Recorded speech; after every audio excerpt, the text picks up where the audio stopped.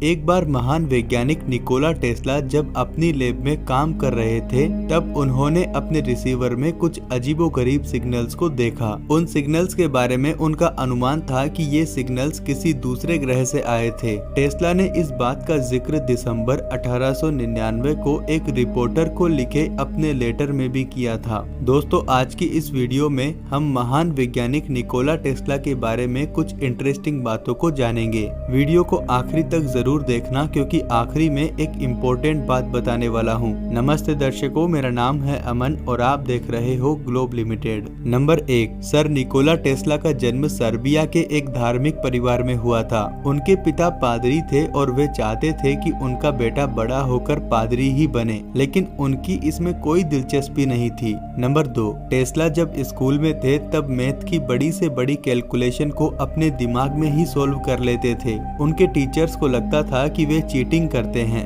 Number 3, 17 साल की उम्र में टेस्ला को हेजा नामक बीमारी हो गई थी। कई बार तो वे मरते मरते बचे। लगभग 8 से 9 महीने तक वे बिस्तर पर ही पड़े रहे। उनकी नाजुक हालत देखकर उनके पिताजी, जो कि उन्हें पादरी बनाना चाहते थे, उन्होंने टेस्ला से वादा किया इस बीमारी से ठीक होते ही उनका बेस्ट इंजीनियरिंग स्कूल में एडमिशन करवा देंगे। कुछ दिनों बाद टेस्ला ठीक हो गए और उनको इंजीनियरिंग स्कूल में एडमिशन मिल गया। नंबर 4, जब दुनिया संचार के बारे में सोच भी नहीं रही थी, तब टेस्ला वायरलेस कम्युनिकेशन के बारे में बात किया करते थे। वायरलेस टेक्नोलॉजी से जुड़ी उनकी डिस्कवरीज के कारण ही आज हमारे पास स्मार्टफोन है और हम घर बैठे बैठे कई सारे काम कर सकते हैं। नंबर 5, आज हम रोजमर्रा की जिंदगी में जिस बिजली का उपयोग करते हैं उसका क्रेडिट टेस्ला को ही जाता है। टेस्ला ने अल्टरनेटिंग करंट सिस्टम को दुनिया के सामने रखा, लेकिन एक अमेरिकी वैज्ञानिक थॉमस एडिसन ने इस बात का विरोध किया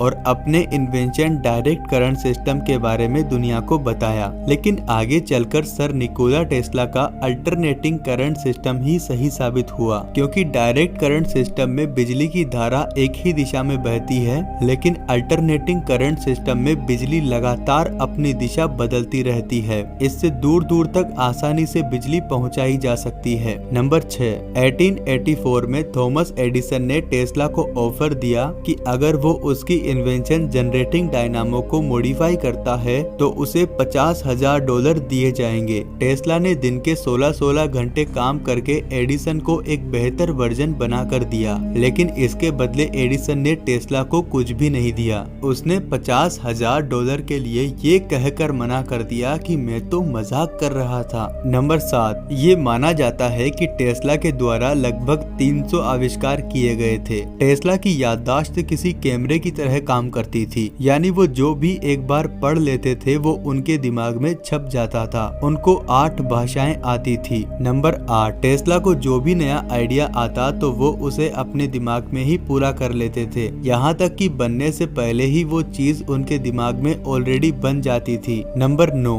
बचपन में टेस्ला को अपनी जिंदगी में घट चुकी घटनाएं किसी फिल्म की तरह दिखाई देती थी। नंबर 10, टेस्ला ने कभी शादी नहीं की। वे कहते थे कि उनका ब्रह्मचर्य उनकी वैज्ञानिक उपलब्धियों में उनका मददगार रहा है। वे ये भी कहते थे कि शादी ना करके उन्होंने साइंस के लिए एक त्याग किया है। 1896 में एक बार उनकी मुलाकात स्वामी विवेकानंद से हुई थी। सर निकोला टेस्ला एक महान वैज्ञानिक थे। उन्होंने बड़े बड़े आविष्कार किए, लेकिन कभी उन्हें उनके पूरे काम का क्रेडिट नहीं मिला। अब वीडियो के आखिरी में सबसे इम्पोर्टेंट बात ये है कि sir Nikola Tesla nature lover थे। वे पक्षियों को दाना डालते थे और मैं तो कहता हूँ कि हम सभी को नेचर से प्यार करना चाहिए और पेड़ पौधे लगाने चाहिए। तो दोस्तों, आज की इस वीडियो में बस इतना ही। वीडियो को अपने दोस्तों के साथ शेयर जरूर करें, क्योंकि आपके एक शेयर करने से हमें अगला वीडियो बनाने में मोटिवेशन मिलता है। धन्यवाद।